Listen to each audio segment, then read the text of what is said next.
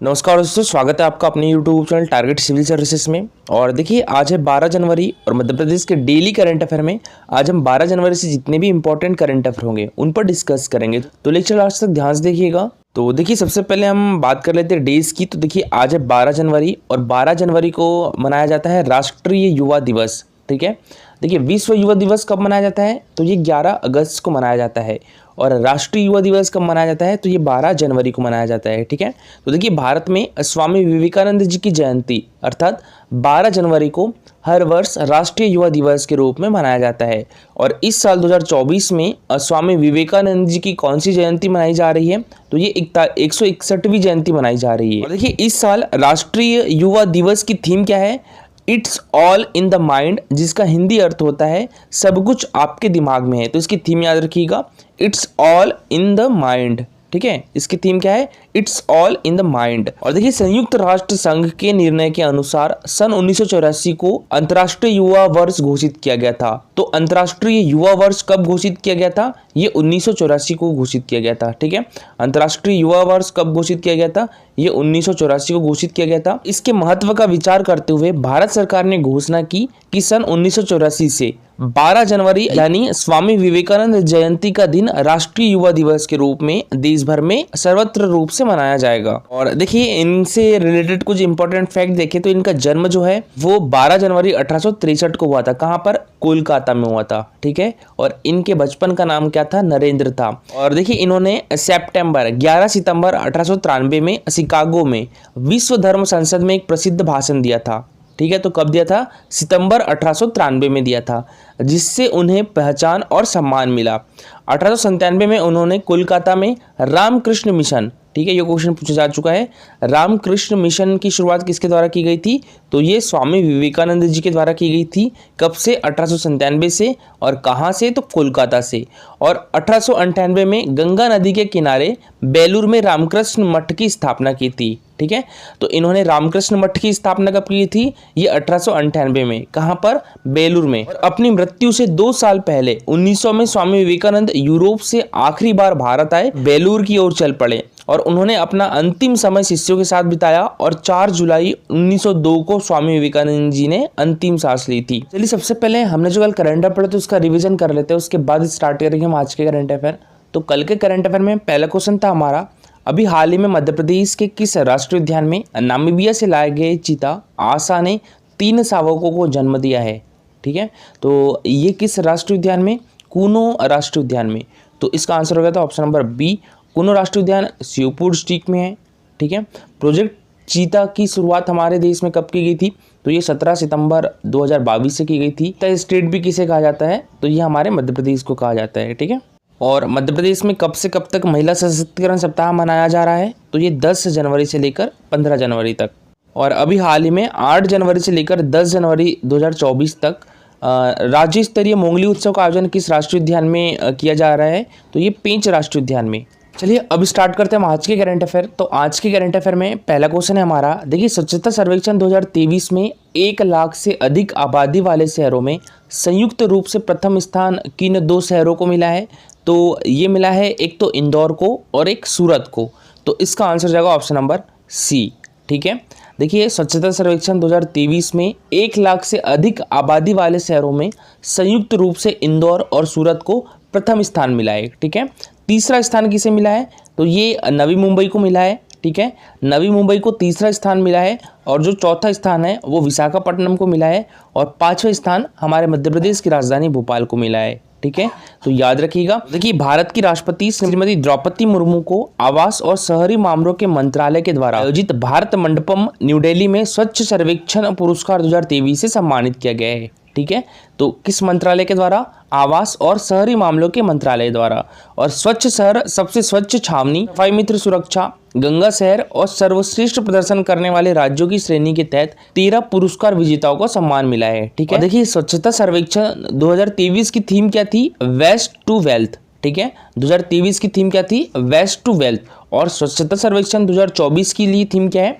Reduce, reuse और recycle. ठीक है, रिड्यूस, रीयूज और रिसाइकल इसकी थीम है। देखिए अगर हम 1 लाख से अधिक आबादी वाले टॉप 10 सिटी देखिए तो कौन कौन से हैं। एक तो इंदौर और सूरत हो गया पहले स्थान पर, ठीक है। इंदौर देखिए लगातार 7वीं बार, ठीक है, लगातार 7वीं बार सबसे स्वच्छ शहर बना है।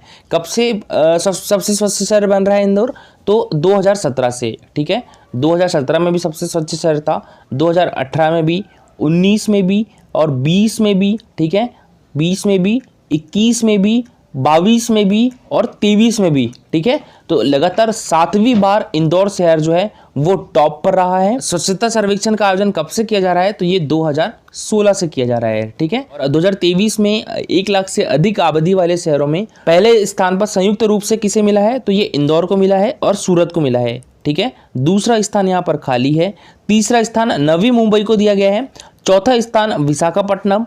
5वां स्थान हमारे मध्य प्रदेश की राजधानी भोपाल। तो ये 5 स्थानों तक तो याद रखिएगा, ठीक है। और देखिए हमारे मध्य प्रदेश को 7 अवार्ड मिले हैं। इसमें कौन कौन से, इंदौर को तो देश में सबसे स्वच्छ शहर का अवार्ड दिया गया है। भोपाल 5वां सबसे स्वच्छ शहर बना है। मध्य प्रदेश दूसरा सबसे स्वच्छ राज्य बना है, ठीक है। और सबसे स्वच्छ कैंटोनमेंट बोर्ड में किसे सम्मानित किया गया है, तो ये महू को सम्मानित किया गया है, ठीक है। महू भी इंदौर डिस्ट्रिक्ट में ही आता है। और 15,000 से 20,000 जनसंख्या वाले शहरों में पश्चिम जोन का सबसे स्वच्छ शहर कौन सा है, तो ये बुधनी है। पश्चिम जोन का सबसे स्वच्छ शहर कौन सा है, तो ये बुधनी है। तो इसको भी अवार्ड मिला है। और देखिए जो नौरोजाबाद है उमरिया डिस्ट्रिक्ट में, ये 1 लाख से कम जनसंख्या वाले शहरों में फास्ट मूविंग सिटी श्रेणी में प्रथम स्थान पर आया है, ठीक है। तो ये भी इंपॉर्टेंट है, याद रखिएगा। उमरिया का जो नौरोजाबाद है ये 1 लाख से कम जनसंख्या वाले शहरों में फास्ट मूविंग सिटी श्रेणी में प्रथम स्थान पर आया है। और अमरकंटक की बात करें जहां से नर्मदा नदी का उद्गम स्थल होता है, तो ये 1 लाख से कम जनसंख्या वाले शहरों में फास्ट मूविंग सिटी श्रेणी में दूसरे स्थान पर आया है, ठीक है। तो फास्ट मूविंग सिटी श्रेणी में पहले स्थान पर नौरोजाबाद हो गया और इसी श्रेणी में दूसरे स्थान पर हमारे मध्य प्रदेश का अमरकंटक, ठीक है, 1 लाख से कम जनसंख्या वाले शहरों में। और देखिए स्वच्छता सर्वेक्षण 2023 में देश में सबसे स्वच्छ राज्यों का सही क्रम कौन सा है, तो देखिए पहले स्थान पर तो महाराष्ट्र आया है, दूसरे स्थान पर हमारा मध्य प्रदेश आया है और तीसरे स्थान पर छत्तीसगढ़ आया है। तो इसका आंसर हो जाएगा ऑप्शन नंबर ए, ठीक है। सबसे पहले स्थान पर महाराष्ट्र, दूसरे स्थान पर हमारा मध्य प्रदेश और तीसरे स्थान पर छत्तीसगढ़। तो ये सही क्रम है इसका, ठीक है। स्वच्छता सर्वेक्षण श्रेणी में टॉप 3 राज्य और टॉप 3 सिटी जो भी है तो उनका नाम तो आपको याद ही रखना है, ठीक है। सरकार ने गुरुवार को स्वच्छ सर्वेक्षण 2023 का रिजल्ट जारी किया है और 1 लाख से अधिक आबादी वाले शहरों में 7वीं बार इंदौर पहले स्थान पर रहा है। सूरत को भी इंदौर के साथ संयुक्त रूप से पहला स्थान मिला है और महाराष्ट्र का नवी मुंबई तीसरे स्थान पर, आंध्र प्रदेश का विशाखापट्टनम चौथे स्थान पर और हमारे मध्य प्रदेश का जो भोपाल है वो 5वें स्थान पर रहा है, ठीक है। और देखिए स्वच्छ सर्वेक्षण 2023 में इंदौर, सूरत और नवी मुंबई को गार्बेज फ्री सिटी सेगमेंट में 7 स्टार रेटिंग मिली है। गार्बेज फ्री सिटी के लिए डोर टू डोर कचरा कलेक्शन, वेस्ट जनरेशन और प्रोसेसिंग, वेस्ट ट्रीटमेंट, रेजिडेंशियल और कॉमर्शियल एरिया में सफाई, जल संरचनाओं की सफाई, पब्लिक टॉयलेट्स की सफाई को पैरामीटर के तौर पर रखा गया था। देश में सबसे स्वच्छ राज्यों की कैटेगरी में इस बार महाराष्ट्र को पहला स्थान मिला है, हमारे मध्य प्रदेश को दूसरा स्थान मिला है और छत्तीसगढ़ को तीसरा स्थान मिला है, ठीक है। पिछली बार हमारा जो मध्य प्रदेश है वो पहले स्थान पर रहा था। देखिए 1 लाख से कम आबादी वाले शहरों की श्रेणी में सासवड़, पाटन और लोनावाला, ठीक है। सासवड़, पाटन और लोनावाला ये तीनों नाम याद रखिएगा, शीर्ष 3 नाम याद रखिएगा। 1 लाख से कम आबादी वाले शहरों में किसने शीर्ष 3 स्थान हासिल किया है, एक तो सासवड़, पाटन और लोनावाला, ठीक है। तो इन्होंने शीर्ष 3 स्थान हासिल किया है। और हमारे मध्य प्रदेश में महू छावनी बोर्ड को सबसे स्वच्छ छावनी बोर्ड घोषित किया गया है। वाराणसी और प्रयागराज ने सबसे स्वच्छ गंगा शहरों में शीर्ष 2 पुरस्कार जीते हैं। सबसे स्वच्छ गंगा शहरों में किन 2 सिटियों ने पुरस्कार जीते हैं, एक तो वाराणसी जो कि उत्तर प्रदेश में है और एक प्रयागराज जो कि ये भी उत्तर प्रदेश में है। और देखिए चंडीगढ़ को सर्वश्रेष्ठ सफाई मित्र सुरक्षित शहर का पुरस्कार मिला है और समारोह के दौरान 110 पुरस्कार प्रदान किए गए हैं, ठीक है। देखिए कल का हमारा क्वेश्चन था, देखिए अभी हाल में यूनेस्को के द्वारा क्रिएटिव सिटी ऑफ म्यूजिक का खिताब किस शहर को दिया गया है, ये संगीत सम्राट तानसेन की जन्मस्थली ग्वालियर को दिया गया है। तो इसका आंसर हो जाएगा ऑप्शन नंबर बी, ठीक है।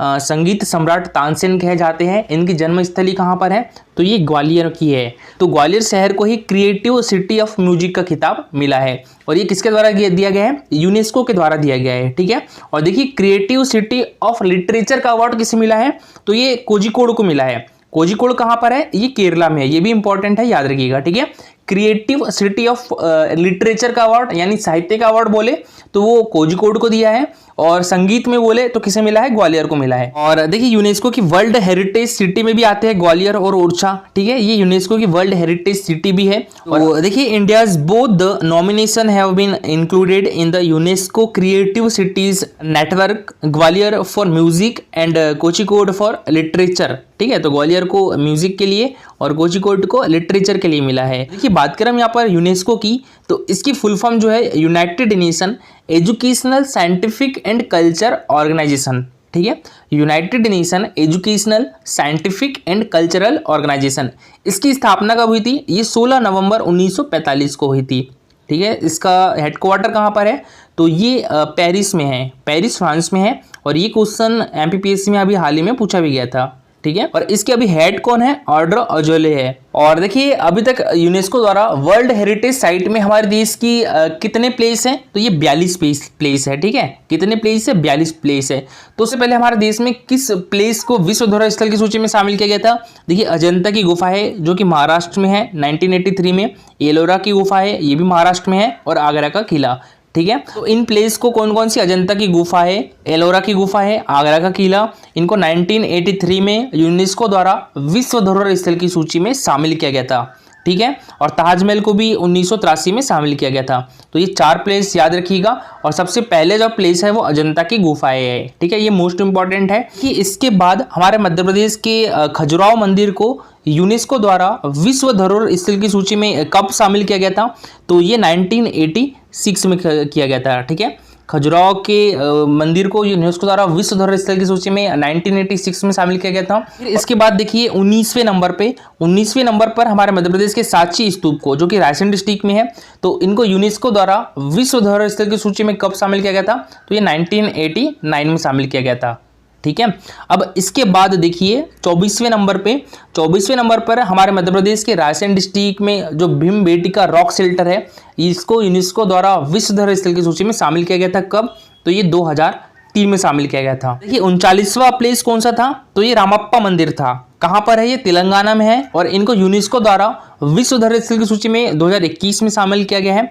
इसके बाद 40वां प्लेस कौन सा है? धौलावीरा है। ठीक है, तो धौलावीरा को कब शामिल किया गया था? 2021 में शामिल किया गया था। धौलावीरा कहाँ पर है? गुजरात में है। इसके बाद 41वां प्लेस कौन सा है? शांति निकेतन है। ठीक है, 41वां प्लेस कौन सा है? शांति निकेतन है और ये पश्चिम बंगाल है। इसको यूनेस्को द्वारा विश्व धरोहर स्थल की सूची में 2023 में शामिल किया गया था। अभी लेटेस्ट कौन सा है? तो 42वां बेलूर हलेबीड और सोमनाथपुरा के होयसल मंदिर को यूनेस्को द्वारा विश्व धरोहर स्थल की सूची में शामिल किया गया है। और ये कहां पर है? ये कर्नाटका में है। कब शामिल किया गया? 2023 में शामिल किया गया है।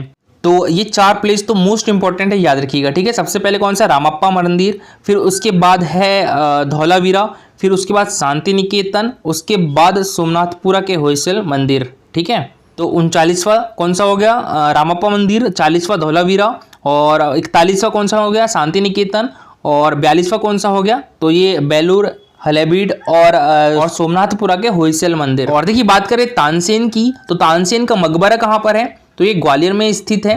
तानसेन का बचपन का नाम रामतनु था। तानसेन संत मोहम्मद गौस के शिष्य थे।